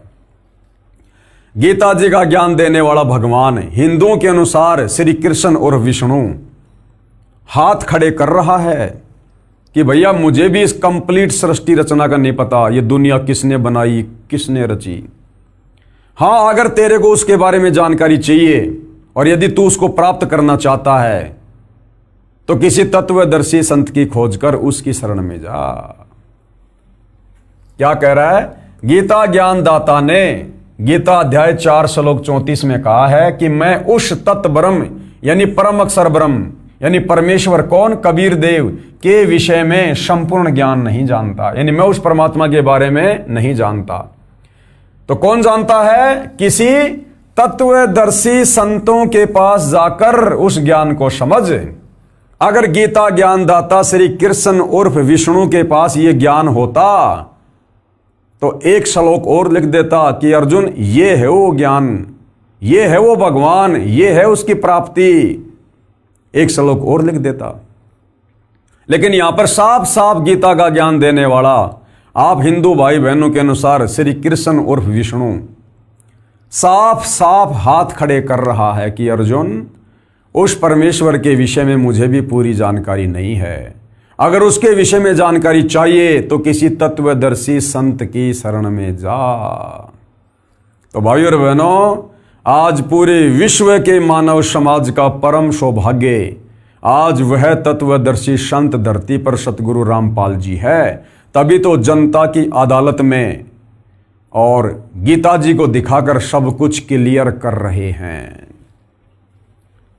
गीता ज्ञानदाता ने गीता अध्याय 4 श्लोक 34 में कहा है कि मैं उस तत्व ब्रह्म यानी परम अक्षर ब्रह्म यानी परमेश्वर के विषय में संपूर्ण ज्ञान नहीं जानता। किसी तत्वदर्शी संतों के पास जाकर उस ज्ञान को समझ, उनको दंडवत प्रणाम कर, उनकी सेवा कर, नम्रता पूर्वक प्रसन्न कर, तब वे तत्व ज्ञानी महात्मा तुझे तत्व ज्ञान का उपदेश देंगे। तब वो तत्वदर्शी संत तुझे उस तत्व ज्ञान का, उस परमात्मा के विषय में जानकारी देगा, उस परमात्मा की भक्ति देगा, जन्म और मरण को काटने वाली भक्ति देगा। तो आज सौभाग्य भाई और बहनों पृथ्वीवासियों का कि वह तत्वदर्शी संत धरती पर साक्षात प्रकट है। पेश है गीता अध्याय 4 श्लोक 34 की फोटोकॉपी, जो यहां लिखा हुआ है वो यहाँ पर आपको देखने को मिलेगा, क्योंकि मामला जनता की कोर्ट में है और जनता तो भैया बगैर प्रमाण देखे, क्योंकि कोर्ट में तो सबूतों के आधार पर बात होती है। तो यहाँ पर कबीर जी के वकील सतगुरु रामपाल जी ने जनता की अदालत में जनता के सामने हिंदू धर्म के शास्त्रों को दिखाकर श्री कृष्ण जी के तमाम वकील यानी धर्म गुरुओं के दांत खट्टे कर दिए। देखिए क्या लिखा है, तत्व विधि प्राणिपातेन परिप्रश्नेन सेवैया उपदेक्षन्तेन ये ज्ञानम ज्ञानिन तत्वदर्शिन। और हिंदी में सामने बिल्कुल क्लियर अनुवाद कर रखा। ये अनुवाद सतगुरु रामपाल जी ने नहीं किया, ये अनुवाद सैकड़ों वर्ष पहले हिंदू धर्म के उन विद्वानों ने किया है जिनको हिंदू समाज विद्वान मानता था। क्या कह रहे हैं गीता ज्ञानदाता, उस ज्ञान को, कौन से ज्ञान को, परमात्मा के विषय में, उस ज्ञान को तू तत्वदर्शी ज्ञानियों के पास जाकर समझ। अगर गीता ज्ञान देने वाले श्री कृष्ण के पास वो ज्ञान होता तो खुद ही ना बता देता, किसी और के पास जाकर समझने के लिए क्यों कह रहा है, क्योंकि उसे भी नहीं पता। उस ज्ञान को तू तत्वदर्शी ज्ञानियों के पास जाकर समझ। ध्यान से देख लो भाई और बहनों, बड़ा करके दिखाता हूं, कहीं आपको लगे भाई ऐसे दिखा रहे होंगे। ये देखिए, उस ज्ञान को तू तत्वदर्शी ज्ञानियों के पास जाकर समझ, उनको भली भांति दंडवत प्रणाम करने से और उनकी सेवा करने से और कपट छोड़कर सरलता पूर्वक प्रश्न करने से वे परमात्म तत्व को भली भांति जानने वाले यानी पूर्ण परमात्मा के विषय में जानने वाले ज्ञानी महात्मा यानी तत्वदर्शी संत तुझे उस तत्व ज्ञान का उपदेश करेंगे। यानी वो तत्वदर्शी संत तुझे बताएगा कि वास्तव में परमात्मा कौन है, कैसा है, कहाँ रहता है और कैसे मिलता है। तो भाई और बहनों, ये गीता अध्याय 4 श्लोक 34 बिल्कुल क्लियर कर रहा है कि कंप्लीट गॉड के विषय में, कबीर देव के विषय में गीता ज्ञान देता आप लोगों के अनुसार श्री कृष्ण, हमारे अनुसार ब्रह्म, इसको भी कंप्लीट सृष्टि का ज्ञान नहीं है और किसी तत्वदर्शी संत की शरण में जाने का ऑप्शन अर्जुन को दे दिया।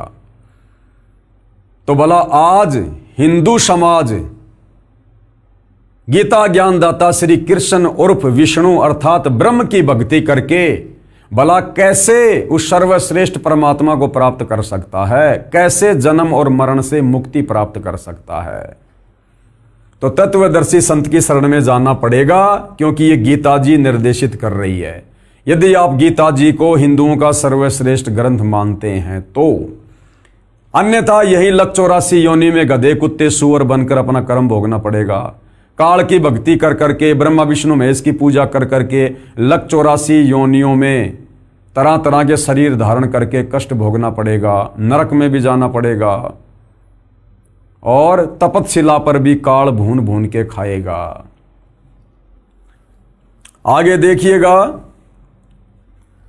तत्वदर्शी संत की पहचान भी बताई है।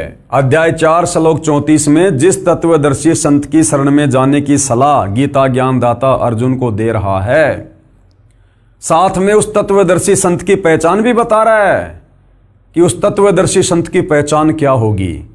तो जो पहचान गीता अध्याय 15 श्लोक 1 से 4 में बताई जा रही है, उस प्रकार से आज तक ये ज्ञान इस धरती पर सतयुग से लेकर वर्तमान समय तक सतगुरु रामपाल जी के अलावा किसी भी धर्म के धर्म गुरु ने नहीं दिया। यानी जिस संसार रूपी उल्टे लटके हुए पेड़ की व्याख्या सतगुरु रामपाल जी ने की है, आज तक किसी भी धर्म गुरु ने करके नहीं बताई। इससे स्वयं सिद्ध होता है कि गीता अध्याय 15 श्लोक 1 से 4 के अनुसार वो तत्वदर्शी संत वर्तमान में सतगुरु रामपाल जी हैं। तो तत्वदर्शी संत की पहचान, तत्वदर्शी संत की क्या पहचान बताई गई है गीता जी में? गीता अध्याय 15 के श्लोक 1 से 4 में स्पष्ट किया है कि ये संसार रूपी पीपल का वृक्ष मानो, उसकी जड़ ऊपर को पूर्ण ब्रह्म यानी परम अक्षर ब्रह्म है, नीचे को तीनों गुण रूप शाखाएं हैं, जो संत इस संसार रूपी वृक्ष के सभी अंगों की जानकारी रखता है, यानी सभी भगवानों की अलग अलग जानकारी दे दे कि ब्रह्मा विष्णु महेश कौन है, ये ब्रह्म कौन है, अक्षर पुरुष क्या है और परम अक्षर ब्रह्म क्या है, वह वेद के तात्पर्य को जानने वाला है, यानी वह तत्वदर्शी संत है। ये देखिएगा गीता अध्याय 15 श्लोक 1, क्योंकि जनता की अदालत में मामला है, प्रमाण तो देने पड़ेंगे। तो पेश है गीता अध्याय 15 श्लोक 1 की फोटोकॉपी। ऊर्ध्वर मूलम अधः शाखम अश्वत्थम प्राहु अव्यम छंदासी यस्य प्रणानी ये तम वेद च वेदवित। अब हमारे नादान धर्म गुरुओं ने इस अध्याय के इस श्लोक में अनुवाद करते समय अड़ंगा कर दिया, उसको भी सतगुरु रामपाल जी ने फिर शुद्ध करके समझाया है। तो गीता अध्याय 15 श्लोक नंबर 1, जिसमें तत्वदर्शी संत की पहचान के विषय में बताया गया है, उसके पश्चात श्री भगवान फिर बोले, हे अर्जुन, आदि पुरुष परमेश्वर मूल रूप वाले और ब्रह्म रूप मुख्य शाखा वाले, जिस संसार रूप पीपल के वृक्ष को अविनाशी कहते हैं, तथा वेद जिसके पत्ते कहे गए हैं, ये इन्होंने गलत अनुवाद कर दिया कि वेद जिसके पत्ते कहे गए हैं, ये यहां पर गलत अनुवाद है। ये सतगुरु रामपाल जी समझाएंगे कि वास्तव में संसार रूपी वृक्ष के जो पत्ते हैं वो कौन हैं, क्या है। जबकि हमारे गीता अनुवादकों ने तत्व ज्ञान के अभाव में क्या लिख दिया, तथा वेद जिसके पत्ते कहे गए हैं, उस संसार रूप वृक्ष को जो पुरुष मूल सहित तत्व से जानता है, वह वेद के तात्पर्य को जानने वाला है, अर्थात वो तत्वदर्शी संत है। अब देखिएगा गीता अध्याय 15 श्लोक 4 में कहा है कि तत्व ज्ञान की प्राप्ति के पश्चात, अर्थात उस तत्वदर्शी संत से नाम उपदेश लेकर तत्व ज्ञान प्राप्ति के बाद परमेश्वर के उस परम पद की खोज करनी चाहिए, यानी सतलोक जाने के लिए फिर भक्ति करके जी जान लगा देनी चाहिए। जहां जाने के पश्चात, कहां, सतलोक जाने के पश्चात साधक यानी भगत कभी लौटकर संसार में नहीं आता। कौन से संसार में? काल के 21 ब्रह्मांड में। यह भी स्पष्ट है कि उसी की भक्ति करनी चाहिए। आगे देखिए, पेश है गीता अध्याय 15 श्लोक 4 की फोटोकॉपी। तत् पदम तत् परिमार्गी त्वं यस्मिन् गता न निर्वंतति भूये तम एवं च आद्यम पुरुषम परपदे। और क्या लिखा हुआ यहां पर गीता अध्याय 15 श्लोक 4 कि तत्वदर्शी संत की प्राप्ति के बाद उससे तत्व ज्ञान लेकर, नाम उपदेश लेकर, फिर उस परम अक्षर ब्रह्म कबीर देव की भक्ति करनी चाहिए। उसके पश्चात यानी तत्वदर्शी संत से ज्ञान लेने के बाद, उसके पश्चात उस परम पद रूप परमेश्वर को भली भांति खोजना चाहिए, जिसमें गए हुए पुरुष यानी उस सतलोक में गए हुए भगत फिर लौटकर संसार में नहीं आते, और जिस परमेश्वर से इस पुरातन संसार वृक्ष की प्रवृत्ति विस्तार को प्राप्त हुई है, यानी जिस परमेश्वर ने सारी सृष्टि को रचा है, उसी आदि पुरुष नारायण के मैं शरण हूं। गीता ज्ञानदाता भी कह रहा है कि अर्जुन, उसी परम पुरुष, उसी पुरुष आदि नारायण, उसी आदि पुरुष नारायण यानी उसी परम अक्षर ब्रह्म, उसी कबीर देव की मैं भी शरण में हूं, यानी मेरा भी इष्ट देव वही है। अब बताओ भाई और बहनों, क्या कमी रह गई? अरे गीता ज्ञान देने वाला आप लोगों के अनुसार श्री कृष्ण उर्फ विष्णु खुद गीता अध्याय 15 श्लोक 4 में कह रहा है कि अर्जुन, मैं तुझे तत्वदर्शी संत के माध्यम से जिस परमात्मा की शरण में जाने की सलाह दे रहा हूं, मेरा भी इष्ट देव वही है, मैं भी उसी की शरण में हूं। हालांकि इसको वास्तविक मंत्र नहीं पता, वास्तविक भक्ति नहीं पता, लेकिन सृष्टि रचना से आपको पता चलेगा कि यह काल वहीं से आया हुआ है। यह भी सतलोक का निवासी था, लेकिन इसने तप करके गलती की। तो यह कह रहा है कि मैं भी उसी आदि पुरुष नारायण की शरण में हूं।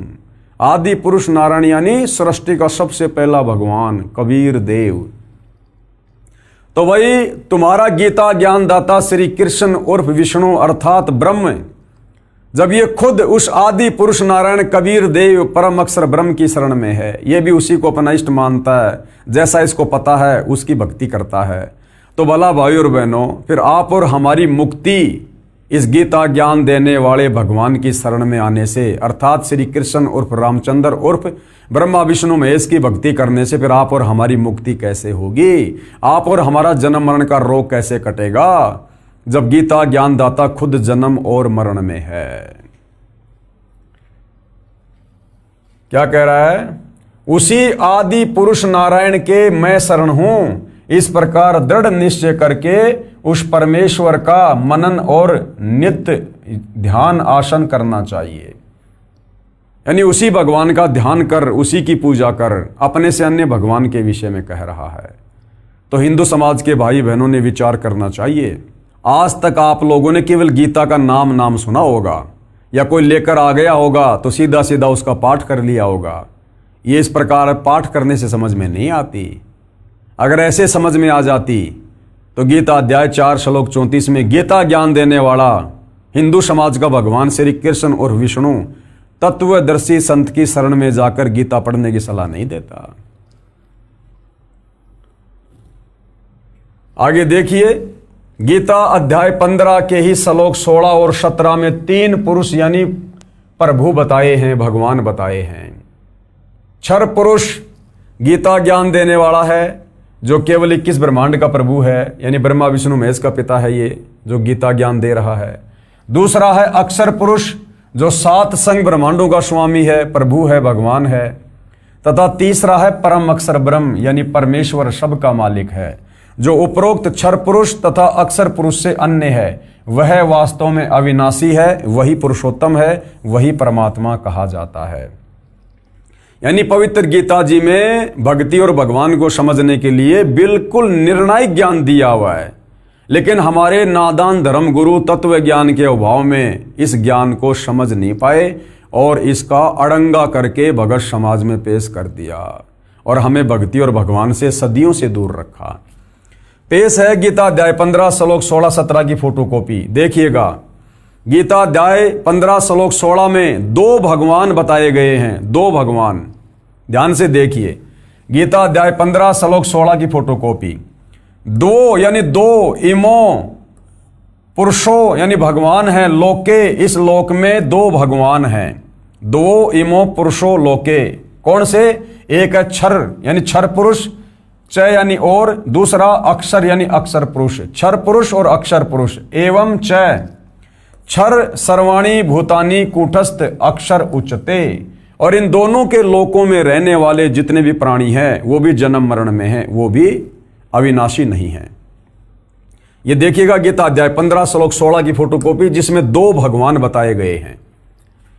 इस संसार में नाशवान और अविनाशी भी ये 2 प्रकार के पुरुष हैं, यानी भगवान हैं।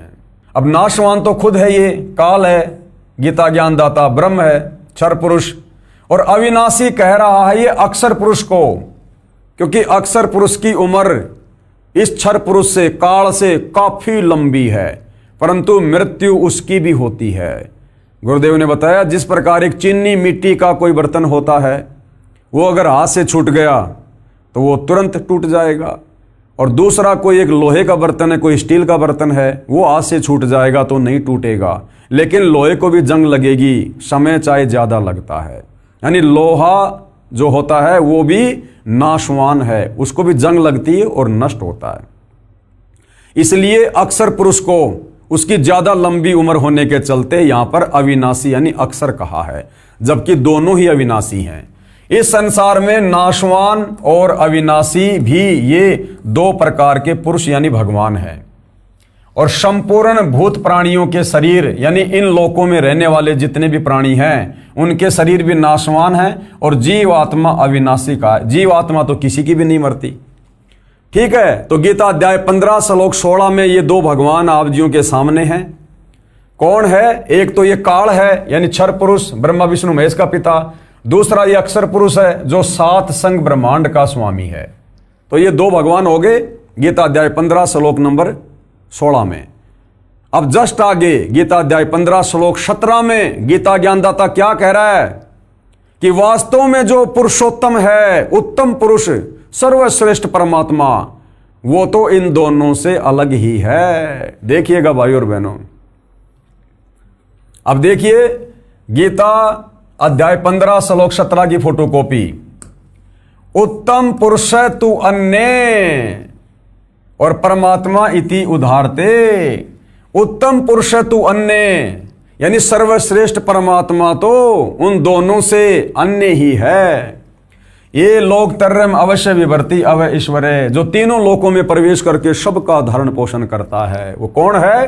परम अक्षर ब्रह्म कबीर देव। देखिएगा क्या लिखा है, उत्तम पुरुष तो अन्य ही है। उत्तम यानी सर्वश्रेष्ठ और पुरुष यानी परमात्मा भगवान। तो कह रहा है गीता अध्याय 15 श्लोक 16 में जो दो भगवान हैं, क्षर और अक्षर, उन दोनों से अन्य है। उत्तम पुरुष तो अन्य ही है जो तीनों लोकों में प्रवेश करके, यानी काल के किस ब्रह्मांडों में? अक्षर पुरुष के सात्संग ब्रह्मांडों में, और ऊपर के सतलोक आदि लोकों में प्रवेश करके सबका धारण पोषण करता है, सारी सृष्टि को चला रहा है। उत्तम पुरुष तो अन्य ही है जो तीनों लोकों में प्रवेश करके सबका धारण पोषण करता है, एवं अविनाशी परमेश्वर और परमात्मा इस प्रकार कहा गया है।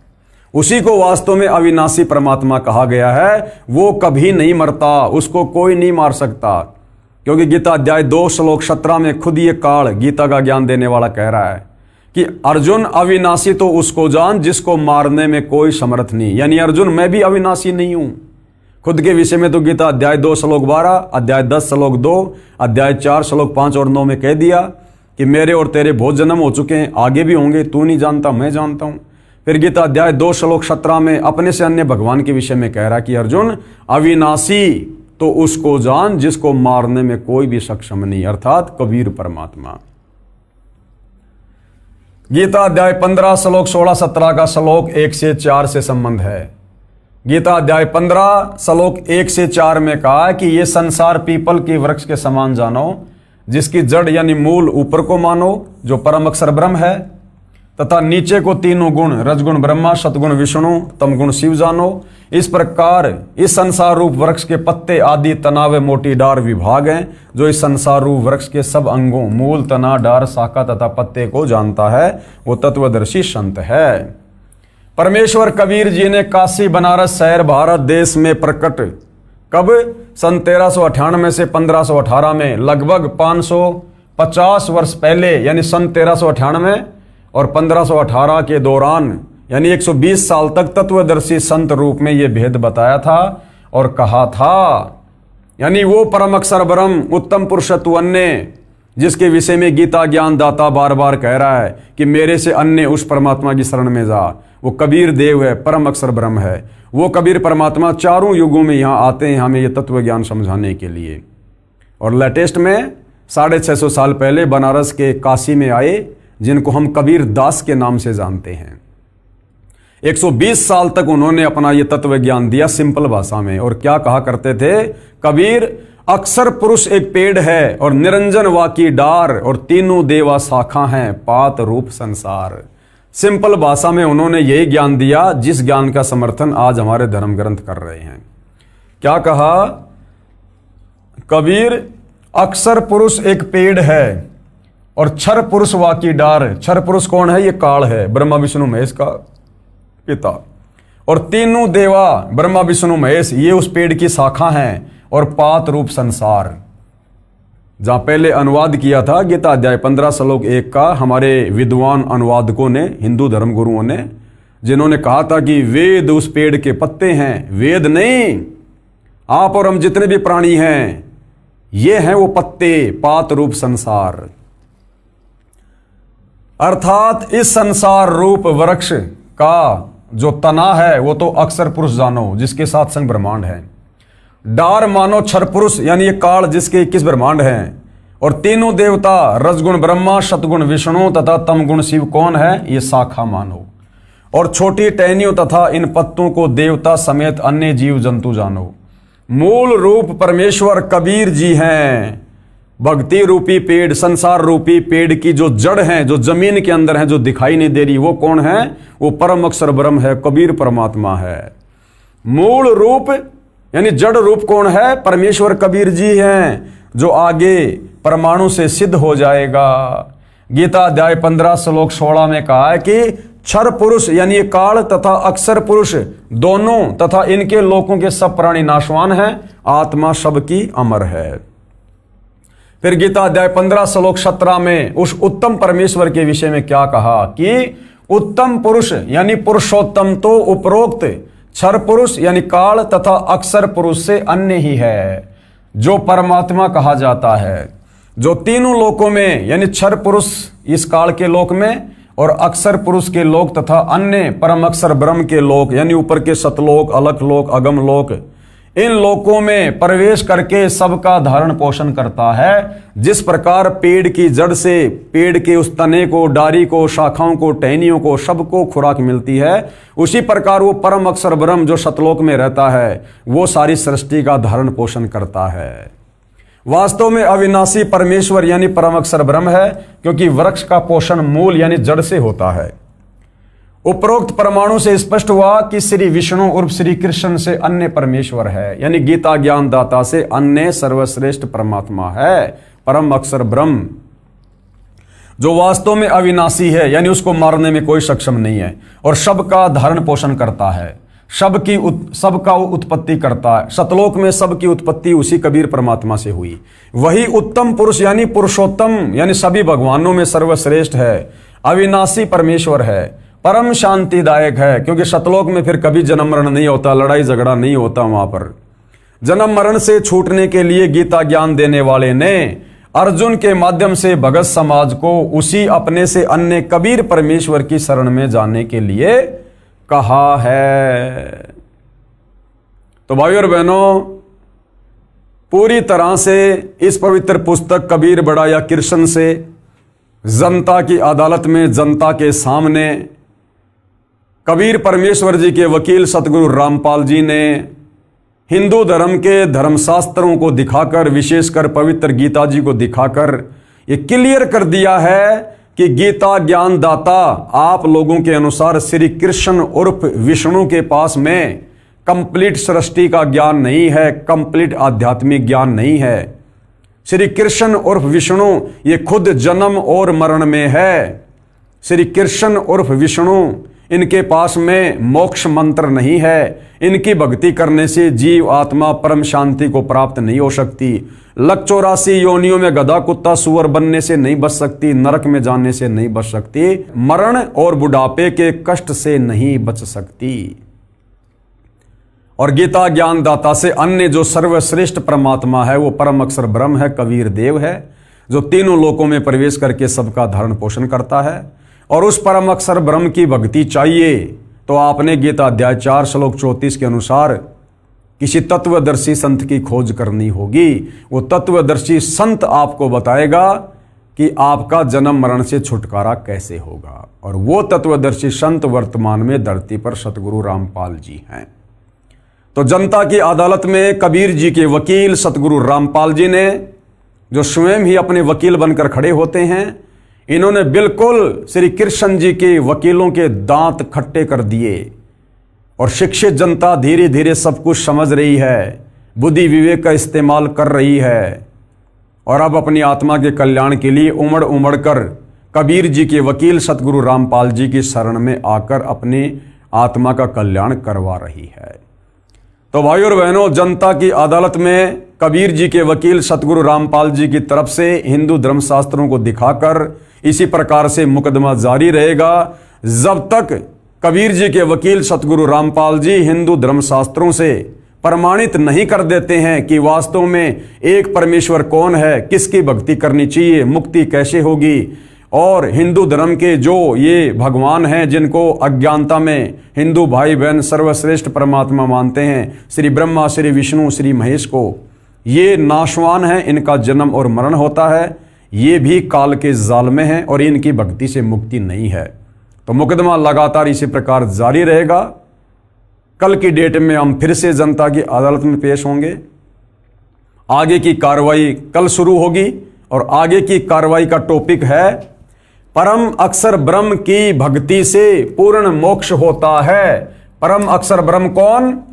कबीर परमात्मा, कबीर परमेश्वर, जो तीनों लोकों में प्रवेश करके सबका धरण पोषण करते हैं, जिसकी शरण में जाने के लिए गीता अध्याय 18 श्लोक 66 में गीता ज्ञान दाता अर्जुन को कह रहा है कि सर्व धर्मान परित्यज्य माम एकम शरणम व्रज अहम तवा सर्व पापेभ्यो मोक्षयामि मा शुच। तो उस परम अक्षर ब्रह्म यानी कबीर देव की भक्ति करने से ही आत्मा का पूर्ण मोक्ष होगा और दूसरा कोई विकल्प इस क्षर पुरुष के 21 ब्रह्मांड में और अक्षर पुरुष के 7 संग ब्रह्मांड में नहीं है। और उस परम अक्षर ब्रह्म की भक्ति बताने वाला वो परम अक्षर ब्रह्म स्वयं ही आज धरती पर सतगुरु रामपाल जी के रूप में प्रकट हैं। तो आगे की कार्रवाई के लिए हम कल फिर लाइव जुड़ेंगे। तब तक परम पूज्य गुरुदेव सतगुरु रामपाल जी आप और हम सबको आज्ञा दें, आशीर्वाद दें, सद्बुद्धि दें, हमारा मार्गदर्शन करें। बंदी छोड़ सतगुरु रामपाल जी परमेश्वर जी की जय हो।